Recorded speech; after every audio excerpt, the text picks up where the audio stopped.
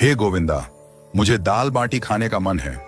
गोविंद दास जी चकित होकर बोले, प्रभु, आप तो 56 भोग पाते हैं, फिर दाल बाटी जैसी साधारण चीज क्यों?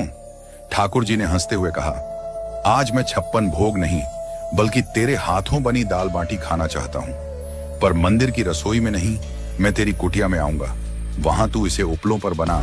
गोविंद दास जी ने ठाकुर जी की आज्ञा स्वीकार की और चुपचाप तैयारी करने लगे। उन्होंने इस बात को मंदिर के अन्य सेवकों से छिपा कर रखा, क्योंकि ऐसा मानना था कि ठाकुर जी मंदिर के बाहर नहीं जाते। गोविंद दास जी ने गिरिराज जी की तलहटी में अपनी कुटिया के पास उपलों पर बाटी सेंकी और दाल बनाई। उसी समय ठाकुर जी ने एक और लीला रची। गिरिराज पर्वत की तलहटी में एक भक्त प्रतिदिन झाड़ू लगाता था। वह गरीब था और मंदिर में प्रवेश वर्जित था।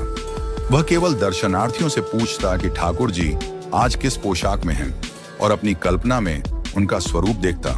वह ठाकुर जी से प्रार्थना करता, हे नाथ, मुझे दर्शन दीजिए। इस जन्म में तो मैं आपके योग्य नहीं, पर अगले जन्म में कृपा करके मुझे चींटी बना दीजिए ताकि आपके चरणों में आ सकूं। उसकी इस प्रार्थना ने ठाकुर जी को रीझा दिया।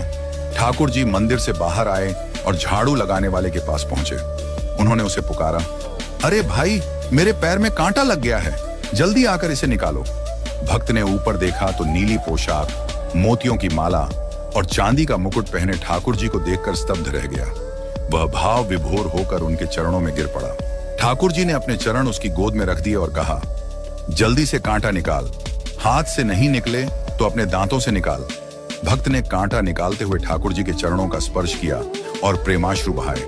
इस अद्भुत कृपा से उसका हृदय आनंदित हो गया। इसके बाद ठाकुर जी ने कहा, अब तू मुझे गोविंद दास की कुटिया तक ले चल।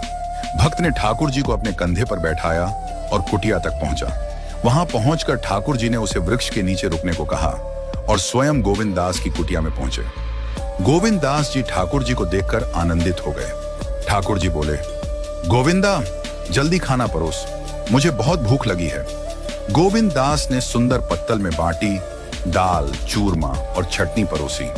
ठाकुर जी खाने लगे, लेकिन बीच बीच में बाटियां अपनी पीतांबर में छिपाने लगे। जब गोविंद दास ने यह देखा तो बोले, प्रभु, आप मंदिर में 56 भोग पाते हैं और यहाँ बाटियां छिपा रहे हैं, ये सब किसके लिए है? ठाकुर जी ने मुस्कुराते हुए कहा, ये बाटियां उस भक्त के लिए हैं जिसने मेरा कांटा निकाला था। वह मेरा सखा है और मैं उसे यह प्रसाद दूंगा। गोविंद दास जी ने ठाकुर जी से कहा, प्रभु, आपने नियम तोड़कर एक साधारण भक्त को छूने दिया, अब आपको आचमन करना होगा। ठाकुर जी ने जल